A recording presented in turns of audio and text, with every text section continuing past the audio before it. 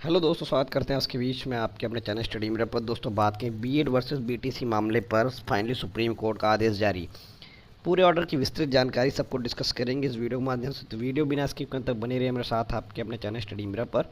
जो लोग चैनल पर नए हैं तो प्लीज़ चैनल को लाइक करें, शेयर करें, सब्सक्राइब करें, साथ में बेल आइकन दबाना भूलें ताकि मेरे वीडियो नोटिफिकेशन आप तक पहुँचते रहे। जैसे दोस्तों आपको बता दें तो आप सामने यहाँ पर देखते हैं कोड नंबर 5 से देवेश शर्मा के द्वारा जो याचिका थी उस पर क्लेरिफिकेशन जो मध्य प्रदेश द्वारा डाली गई थी उस पर चीज़ें आ चुकी हैं आपके सामने। बहुत सारा एडवोकेट पैनल है और यहाँ पर आप देख सकते हैं एक लंबी एडवोकेट लिस्ट और यहाँ पर सारी चीज़ें पूरा ऑर्डर है।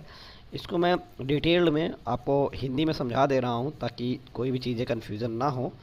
तो आइए देख लेते हैं। यहाँ पर पेज नंबर 5 से आपके ऑर्डर की मेन चीज़ें चालू हो रही हैं। यहाँ से now the application has been taken out by the state Madhya Pradesh. ठीक है, तो इसको देख लेते हैं। उसके बाद देखते हैं कि प्राथमिक स्तर यानी कक्षा 1 से 5 तक के शिक्षकों के लिए योग्यता के रूप में शामिल किया गया था और इस न्यायालय द्वारा 11/8/2023 के दिए गए फैसले के खिलाफ दायर अपील खारिज कर दी गई थी।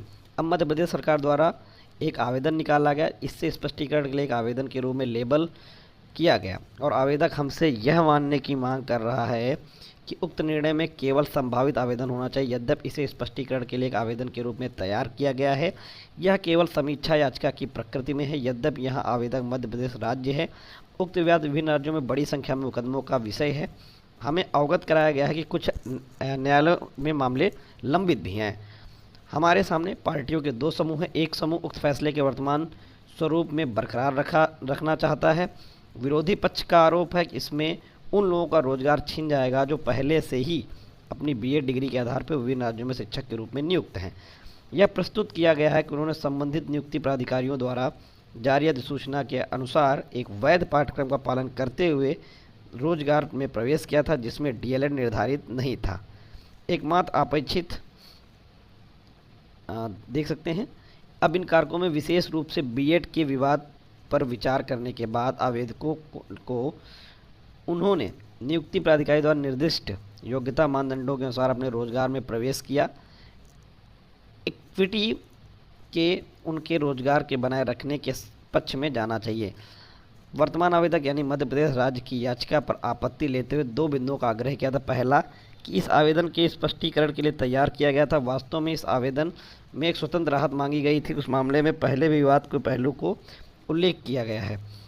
हमारी राय में स्पष्टीकरण मांगने वाले इस प्रकार के आवेदनों पर विचार नहीं किया जाना चाहिए और यदि कोई अंतिम आदेश पारित किया जाता है तो आदेश में बदलाव की मांग करने का एकमात्र सहारा कानूनी रूप से स्वीकार्य आधार पर समीक्षा के लिए याचिका, यानी कि यहाँ पर दोस्तों जो रिव्यू पिटीशन होती है उसकी बात की गई। इस आवेदन में स्पष्टीकरण की मांग करने वाली दलीलों को पर विचार करते हुए हम इस आवेदन में समीक्षा के लिए याचिका के रूप में मानते हैं, यानी कि एक प्रकार से अपने ऑर्डर की समीक्षा करने की बात कही जा रही है। हम भारत के संविधान के अनुच्छेद 129 को ध्यान को रखते हुए अपने अधिकार क्षेत्र का प्रयोग करते हुए इस मुद्दे को भी संबोधित कर रहे हैं जो रिकॉर्ड न्यायालय में निहित है। उन पक्षों की ओर से एक तकनीकी याचिका दायर की गई थी जिसमें समीक्षा प्रक्रिया यानी कि रिव्यू की प्रक्रिया के सुप्रीम कोर्ट में निर्दिष्ट नियमों का पालन नहीं किया गया और हलफनामा दायर करने का कोई अवसर नहीं दिया जा रहा है। लेकिन वर्तमान आवेदन के दायरे को ध्यान में रखते हुए हमने आगे दलीलें आमंत्रित करना आवश्यक नहीं समझा। अन्यथा भी सुनवाई के समय समीक्षा याचिका में स्पष्टीकरण के लिए लेबल के लिए आवेदन से बातचीत कर एक घातक प्रतिक्रियात्मक दोष नहीं होगी। दिए गए तथ्यों में हम पाते हैं कि यह प्रश्न है कि देखिए यहाँ से इम्पोर्टेंट है कि जब पूरी बात हो गई तो कोर्ट ने क्या निष्कर्ष निकाला। दिए गए तथ्यों में हम पाते हैं कि यह प्रश्न है कि निर्णय संभावित होगा या नहीं। हमने 11/2023 को दिए गए फैसले में नहीं कहा था। आमतौर पर एक निर्णय पूर्वव्यापी से कार्य करता है जब तक कि यह विशेष रूप से अन्यथा न कहा गया हो। इसके अलावा यहाँ पर प्रोस्पेक्टिव की बात की जा रही है। यहाँ पर इसके अलावा इस मामले में कई मौक़ों पर सुनवाई हुई और संबंधित पक्षों द्वारा आग्रह किया गया कि बिंदुओं को हमने ध्यान दिया। जैसा कि प्रतीत होता है कि बड़ी संख्या में बीएड वाले अभ्यर्थी डिग्रीधारी को पहले ही शैक्षिक प्राधिकारियों द्वारा निर्दिष्ट पात्रता मानदंडों के आधार पर नियुक्ति किया जा चुका। हमें नहीं लगता उन्हें हटाना न्याय संगत है। देखिए यहाँ पर स्पष्ट बात कर दी है कोर्ट ने कि उन्हें हटाना न्याय संगत है। ठीक है, उनको नहीं लगता ऐसा कोर्ट को। हम तदनुसार मानते हैं कि इस पीठ द्वारा 11 अगस्त 2023 को दिया गया निर्णय संभावित रूप से लागू होगा। लेकिन इस फैसले का संभावित कार्यान्वयन, दोस्तों यहाँ पर भी इंपॉर्टेंट से अच्छे समझिएगा, लेकिन इस फैसले का संभावित कार्यान्वयन केवल उन उम्मीदवारों के लिए होगा जिन्हें बिना किसी योग्यता या शर्तों के नियुक्त किया गया होगा। यहाँ पर वो बात कही गई है कि ये नियम केवल उन्हीं के लिए लागू होगा जिन्हें बिना किसी योग्यता या शर्तों की नियुक्त, यानी कि जहाँ पर कोई भी किसी भी न्यायालय में भर्ती सब्जेक्ट टू आउटकम ना रही हो। दोस्तों स्पष्ट यहाँ पर लिखा गया है, ठीक है। किसी भी न्यायालय में इस आशय से अधिकार है कि उनकी नियुक्ति इस मामले के अंतिम परिणाम के अधीन होगी जो उसके द्वारा शुरू किया गया हो सकता है। ऐसे उम्मीदवार बिना किसी अयोग्यता के नियम रोजगार थे और विज्ञापन की सूचना के अनुसार नियुक्त किए गए थे, जहां बीएड वैध योग्यता निर्धारित की गई थी।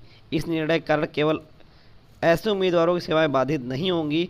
हम स्पष्ट करते हैं कि यह लाभ केवल उन उम्मीदवारों के लिए है जिन्हें हमारे फैसले तारीख 11 अगस्त 2023 के पहले नियुक्त किया गया था।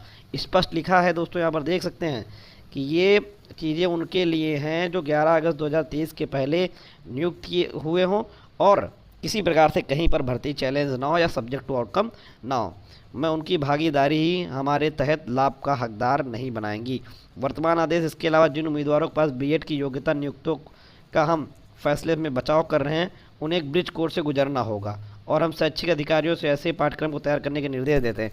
दोस्तों यहाँ पर देखिए ब्रिज कोर्स को लेकर भी कोर्ट ने टिप्पणी कर दी है कि एक ब्रिज कोर्स से गुजरना होगा जिससे हम अधिकारियों को पाठ्यक्रम तैयार करने के निर्देश देते हैं जो आज से 1 वर्ष की अवधि के भीतर प्रत्येक राज्य में केंद्र शासित प्रदेश में लागू किया जाएगा। यह पाठ्यक्रम केवल उन नियुक्त अभ्यर्थियों के लिए होगा जो बीएड से जुड़े हुए हैं और इस आदेश के पूर्व भाग में निर्धारित शर्तों के तहत केवल विषय पदों में डिग्री राष्ट्रीय अध्यापक शिक्षा परिषद शिक्षा मंत्रालय की समग्र देखरेख में जहां पर पाठ्यक्रम को डिजाइन करेगी। दोस्तों 1 साल के अंदर ब्रिज कोर्स कराने की बात सभी राज्यों और केंद्र शासित प्रदेशों को हाईकोर्ट ने दे दिया। भारत संघ के तहत पाठ्यक्रम को तैयार होने पर इसे सार्वजनिक रूप से अधिसूचित किया जाएगा और एक समय सीमा भी दी जाएगी जिससे संबंधित सभी उम्मीदवार इसमें भाग लेंगे। संबंधित शैक्षिक अधिकारियों द्वारा दी गई समय सीमा के भीतर पाठ्यक्रम में भाग लेने और पूरा करने में किसी भी उम्मीदवार की विफलता ऐसे उम्मीदवारों की नियुक्ति को अमान्य कर देगी। यानी अगर कोई भी इसमें जो पाठ्यक्रम में भाग लेने और पूरा करने में उम्मीदवार की विफलता अगर कोई होते कोई नहीं उसमें भाग ले रहा है उस ब्रिज कोर्स के जो कराया जाएगा तो ऐसे लोगों की जो नियुक्ति होगी उसको विफल कर दिया जाएगा, मतलब उसको हटा दिया जाएगा। यह भी स्पष्ट कहा जाता है कि आदेश में निहित केवल आवेदक राज्य तक ही सीमित नहीं होंगे, इसमें वे सभी मामले शामिल होंगे जो कानून के एक ही बिंदु किसी भी राज्य केंद्र शासित प्रदेश व न्यायिक मंचों में लंबित हो सकते हैं। वर्तमान आदेश आवेदन उपरोक्त शर्तों के साथ निस्तारित किया जाता है। तो दोस्तों ये है पूरा आदेश बीएड बीटीसी मामले का, ठीक है। तो आई होप वीडियो आपको अच्छी लगी होगी। अभी और कल इस पर हम लोग डिस्क्राइब थोड़ी चर्चा करेंगे। अभी हम थोड़ा जल्दी से, क्योंकि अभी जस्ट ऑर्डर आया तो जल्दबाजी में थोड़ा वीडियो आ रही है, बाकी और इस पर हम लोग कर चर्चा करेंगे। धन्यवाद।